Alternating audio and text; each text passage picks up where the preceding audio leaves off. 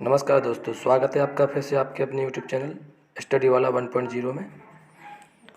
आज हम आपके लिए एसएससी जीडी के एस्पेक्टेड जीएस पेपर लेकर आए हैं, जिसमें आपको आज के सेट के टॉप 20 क्वेश्चन जो जीके जीएस से रिलेटेड है वो आपको उसका सॉल्यूशन कराया जाएगा,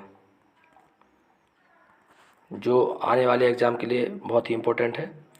और यहाँ से आपको 2 से 3 क्वेश्चन आने की पूरी संभावना है। तो बिना किसी टाइम को वेस्ट किए चलिए आज की क्लास को शुरू करते हैं। आज का पहला क्वेश्चन है, वह प्राचीन नाम क्या है जिससे पटना शहर को जाना जाता है? ऑप्शन है ए कौशल, बी गया, सी पाटलिपुत्र या डी गोमतेश्वर। तो आप सभी को पता है बिहार की राजधानी पटना का नाम पाटलिपुत्र रखा जाता है, जिसे पाटलिपुत्र के नाम से जाना जाता था। इसे याद रखना आपको, यह गंगा नदी के दक्षिणी तट पर स्थित है। इसे भी आपको याद रखना है।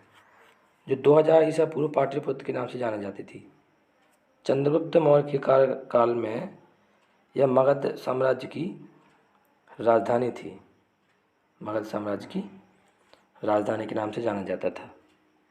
नेक्स्ट क्वेश्चन है, सिरके का रासायनिक नाम क्या है? आपके ऑप्शन है A citric acid, B acetic acid, C pyruvic acid या डी मैलिक एसिड। तो इसका राइट आंसर है ऑप्शन बी एसिटिक एसिड। इसका रासायनिक सूत्र भी आपको याद रखना है CH3COOH। ये भी आपको याद रखना है। सिरके को किसी भी शर्करायुक्त विलयन के किण्वन के माध्यम से प्राप्त किया जाता है। नेक्स्ट क्वेश्चन है, काटो जलाओ कृषि का अर्थ क्या है? ए गन्ने की फसल उगाने का तरीका, बी वननाशन की प्रक्रिया, सी सिंचाई रहित कृषि या डी झूम कृषि। तो काटो जलाओ कृषि का एक झूम कृषि का एक तरीका है जो पहाड़ी इलाकों में की जाती है। झूम की खेती पहाड़ी इलाकों में की जाती है, जिसमें पहले वनों की कटाई की जाती है, फिर उन्हें जला दिया जाता है। यह भारत सहित जितने भी दुनिया के पर्वतीय क्षेत्र प्रदेश हैं सभी में अधिकतर झूम कृषि के माध्यम से कृषि की जाती है। नेक्स्ट क्वेश्चन है, लघु उद्योगों के लिए उच्चतम वित्त निकाय कौन सा है? आपके ऑप्शन है ए IDBI, बी सिडबी, सी IFC या डी नाबार्ड। तो इसका राइट आंसर है ऑप्शन बी सिडबी। भारत की एक स्वतंत्र वित्तीय संस्था है। इसकी स्थापना सूक्ष्म एवं लघु मध्यम उद्योग की वृद्धि के विकास के लिए की गई थी। इसकी स्थापना 2 अप्रैल 1990 में की गई थी। इसे भी आपको याद रखना है। नेक्स्ट क्वेश्चन है, विश्व व्यापार संगठन का गठन कब किया गया था? आपके ऑप्शन है ए वर्ष 1986, वर्ष 1995 या वर्ष 1949 या वर्ष 1997। तो इसका राइट आंसर है वर्ष 1995, यानी 1 जनवरी 1995 में इसकी स्थापना की गई थी। इसका हेडक्वार्टर भी आपको याद रखना है जेनेवा स्विट्ज़रलैंड में इसका हेडक्वार्टर है।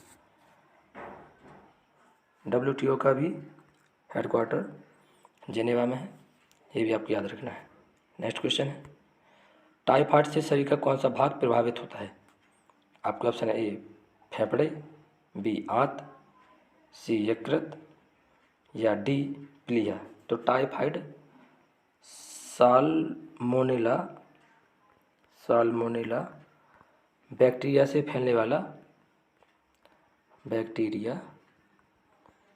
फैलने वाली एक खतरनाक बीमारी है। यह हमारी आंतों को प्रभावित करता है। तो इसका राइट आंसर हो जाएगा आंत, जिसे मियादी बुखार के नाम से भी जाना जाता है। यह रोग पाचन तंत्र को खराब करता है, जो बैक्टीरिया जीवाणु के संक्रमण की वजह से होता है। इसका मेन कारण है जो गंदे जल होते हैं या जो गंदे पेय पदार्थ होते हैं उन्हीं के द्वारा यह हमारे शरीर में फैल जाता है। अगला क्वेश्चन है, भारतीय अर्थव्यवस्था है, तो भारतीय अर्थव्यवस्था किस प्रकार की है? आपके ऑप्शन ए समाजवादी अर्थव्यवस्था है, पूंजीवादी अर्थव्यवस्था है, या मिश्रित अर्थव्यवस्था है, या इनमें से सभी है। तो भारतीय अर्थव्यवस्था जो है मिश्रित अर्थव्यवस्था कही जाती है। इस अर्थव्यवस्था में सार्वजनिक और जो निजी उपक्रम होते हैं दोनों ही सम्मिलित होते हैं, जिसमें केंद्र और राज्य सरकार की अनेक संस्थाओं द्वारा प्रतिपादित किया जाता है, यानी केंद्र और राज्य का दोनों का योगदान इसमें होता है, इसलिए इसको मिश्रित अर्थव्यवस्था कहते हैं। नेक्स्ट क्वेश्चन है, क्रिप्स मिशन भारत कब आया था? तो 1927 में क्रिप्स मिशन का गठन किया गया था, लेकिन भारत कब आया था? तो याद रखना है, यह भारत 1928 में आया था। इसमें काफ़ी कन्फ्यूजन होता है, तो इसका राइट आंसर है बस 1928। याद रखना, गठन की बात कही जाए कि गठन कब हुआ था, तो गठन 1927 में हुआ था, लेकिन अगर यह पूछा जाए कि भारत कब आया था, तो यह 1928 में भारत आया था, ये भी आपको याद रखना है। 1942 में भारत छोड़ो आंदोलन शुरू किया गया था, ये भी आपको याद रखना है। नेक्स्ट क्वेश्चन है, RNA का मुख्य कार्य क्या है? आपके ऑप्शन है ए पाचन क्रिया में मदद करना, बी प्रोटीन संश्लेषण में मदद करना, सी ए और बी दोनों, या डी उपरोक्त में से कोई नहीं।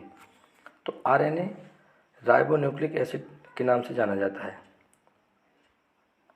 राइबोन्यूक्लिक एसिड के नाम से इसको जाना जाता है। इसका मुख्य कार्य प्रोटीन संश्लेषण में मदद करना है, यह कोशिका के भीतर संदेशवाहक का भी कार्य करता है। RNA DNA प्रोटीन और कार्बोहाइड्रेट सहित मुख्य 4 बड़े अणुओं में से एक है, तो इसका राइट आंसर हो जाएगा ऑप्शन सी, पाचन क्रिया में मदद करना और प्रोटीन संश्लेषण में मदद करना। नेक्स्ट क्वेश्चन है, निम्नलिखित में से जल की स्थायी कठोरता का कारण क्या है? तो आपके ऑप्शन है A magnesium bicarbonate, B sodium chloride, C calcium sulphate, या डी कैल्शियम बाइकार्बोनेट। तो जल की स्थायी कठोरता कैल्शियम सल्फेट के कारण होती है। जल की यह कठोरता उबालने के पश्चात भी नहीं जाती है, तो इसका राइट आंसर हो जाएगा कैल्शियम सल्फेट। नेक्स्ट क्वेश्चन है, शेर ए पंजाब के नाम से विख्यात है। आपके ऑप्शन है ए लाला लाजपत राय, बी सरदार पटेल, सी भगत सिंह, या डी चंद्रशेखर आज़ाद। तो शेर ए पंजाब के नाम से जाना जाता है लाला लाजपत राय को, इन्हें शेर ए पंजाब के नाम से जाना जाता है। भारत के प्रमुख स्वतंत्रता सेनानी में लाला लाजपत राय को पंजाब केसरी के उपनाम से भी जाना जाता है, ये भी आपको याद रखना है, पंजाब केसरी के नाम से भी इन्हें जाना जाता है, ये भी आपको याद रखना है। राष्ट्रीय कांग्रेस में ग्राम दल के 3 प्रमुख नेताओं में से जिन्हें लाल बाल पाल कहा जाता है, उनमें से ये एक हैं। इन्होंने वर्ष 1928 में साइमन कमीशन का विरोध किया था, जिसमें लाठी चलाए जाने के कारण इनकी मृत्यु हो गई थी, ये भी आपको याद रखना है। नेक्स्ट क्वेश्चन है, इनमें से कौन संयुक्त राष्ट्र संघ UNO का स्थायी सदस्य नहीं है? तो आपके ऑप्शन है ए USA, बी रूस, सी दक्षिण अफ्रीका, या डी चीन।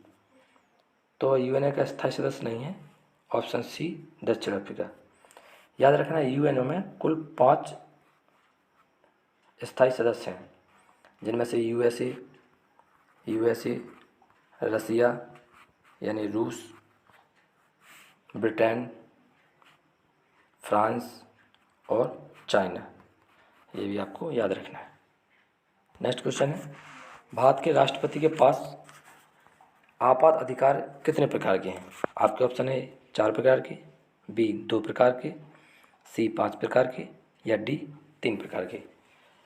तो इसका राइट आंसर है ऑप्शन डी 3 प्रकार के। तो भारत के राष्ट्रपति के पास 3 प्रकार के आपात अधिकार हैं, यानी संविधान में आपात उपबंध को प्रावधान भाग 18 के अनुच्छेद यानी आर्टिकल 356 से लेकर 360 के अंतर्गत किया गया है।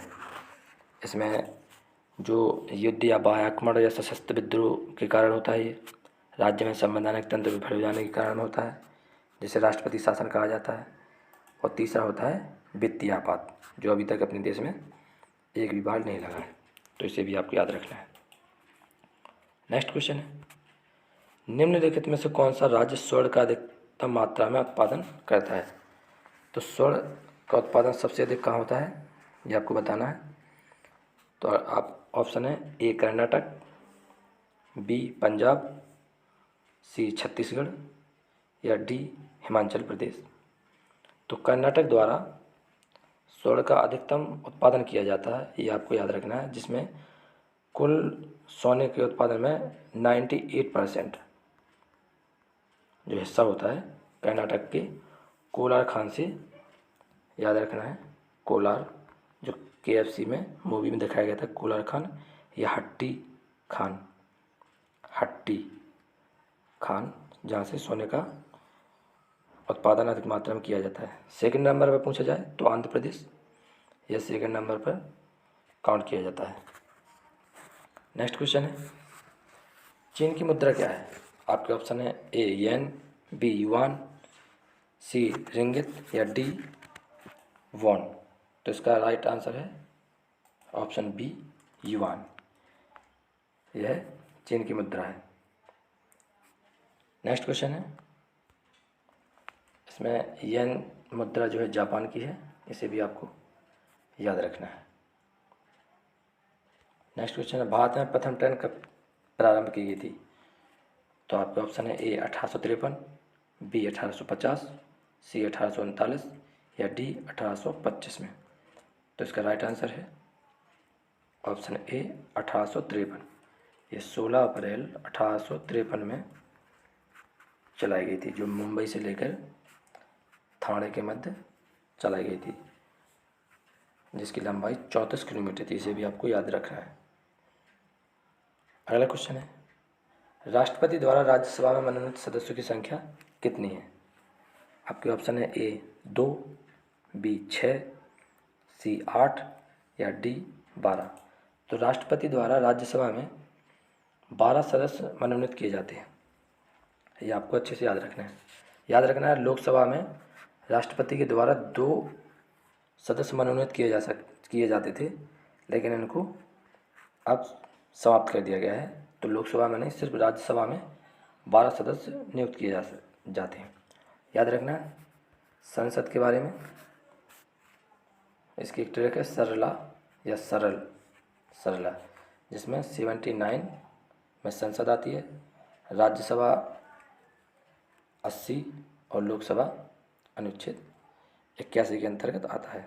तो संविधान के अनुच्छेद 83 के अंतर्गत राष्ट्रपति राज्यसभा में 12 सदस्यों का मनोनयन करता है। जो कला के, साहित्य के, पत्रकारिता, विज्ञान या सामाजिक कार्यों में पर्याप्त अनुभव जिससे रहता है, उसे इसमें मनोनीत किया जाता है। नेक्स्ट क्वेश्चन है, भोपाल गैस त्रासदी के लिए उत्तरदायी प्रमुख प्रदूषक कौन सा था? तो जो भोपाल गैस त्रासदी हुई थी, इसमें किस गैस का रिसाव हुआ था, ये आपसे पूछा जा रहा है।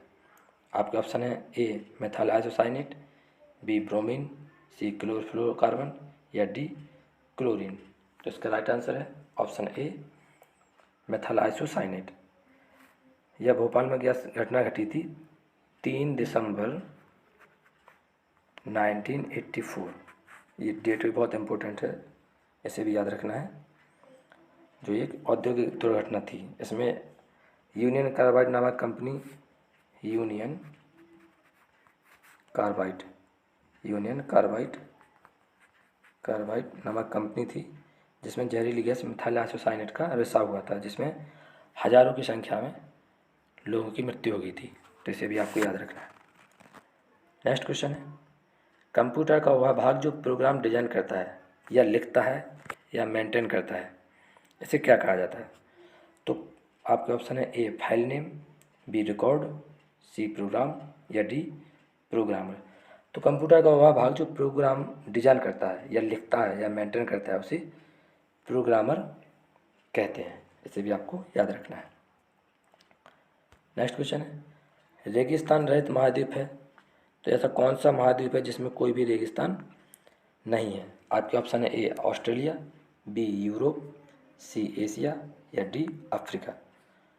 तो आपका राइट आंसर है ऑप्शन बी यूरोप। याद रखना यूरोप में कोई भी रेगिस्तान नहीं है, बहुत ही इम्पोर्टेंट है। यह विश्व का एकमात्र ऐसा महाद्वीप है जहाँ कोई भी रेगिस्तान नहीं है, इसे आपको अच्छे से याद रखना है। विश्व की सबसे बड़ी प्रवाल भित्ति कहाँ पाई जाती है? तो यह ऑस्ट्रेलिया में पाई जाती है, इसे भी आपको अच्छे से याद रखना है। एशिया जो विश्व का सबसे बड़ा कॉन्टिनेंट है, इसे भी आपको याद रखना है। एशिया में अगर पूछा जाए कि क्षेत्रफल की दृष्टि से सबसे बड़ा देश कौन सा है, तो रूस, इसे याद रखना है।